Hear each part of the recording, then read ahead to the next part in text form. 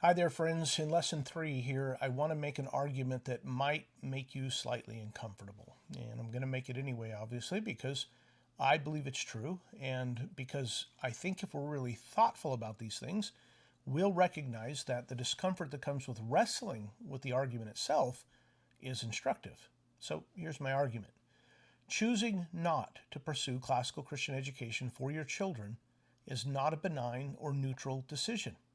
It's actually a choice that comes with a high price tag. So the cost of not educating classically or in the classical Christian intellectual tradition is going to be much higher than you might realize, perhaps even higher than you've even been asked to calculate in the past. Now, before I get into that, let me be real careful about what I'm not saying.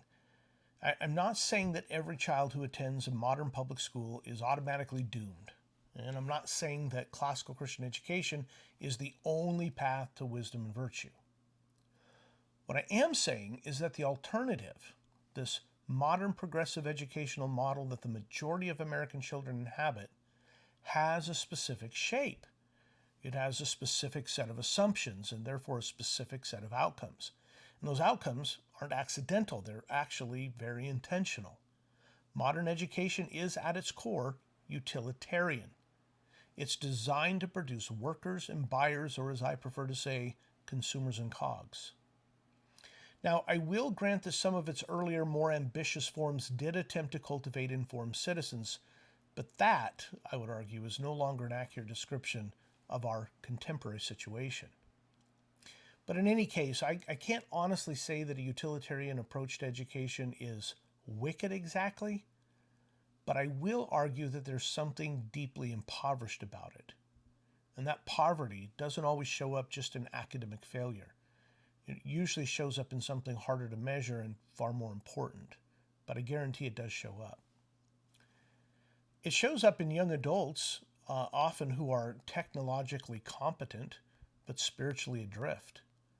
These are adults who may hold degrees, but they don't possess a framework for asking what kind of life is worth living. These are adults who were never taught to love what's objectively beautiful, or to recognize what's actually true, or even to order their desires toward what's genuinely good. These are adults who arrive at the great questions of human existence, like who am I and what am I for, or even, how then should I live? And they arrive at these questions without resources to answer them, and that's because their education never considered those questions worth asking. Modern education, at the same time, measures success by standardized metrics. These are like test scores and graduation rates, or even, college acceptance and potential employment outcomes. So it treats knowledge as a commodity and learning as a transaction. If you pay in the currency of time and tuition, modern education is going to ensure that you receive credentials and some level of potential within the system that it cultivates. It's rather like the old Fingerhut catalog, if you recall that institution, where they would help you build up your credit, but you could only use that credit to shop in their catalog. So it really becomes useful only in the way or the limited way that serves their interests. And so, because secularism always creates a vacuum, it also opens the door for something far worse than mere utility to take up residence. Now, Dorothy Sayers, writing in her landmark essay, The Lost Tools of Learning in 1947, put the matter rather sharply.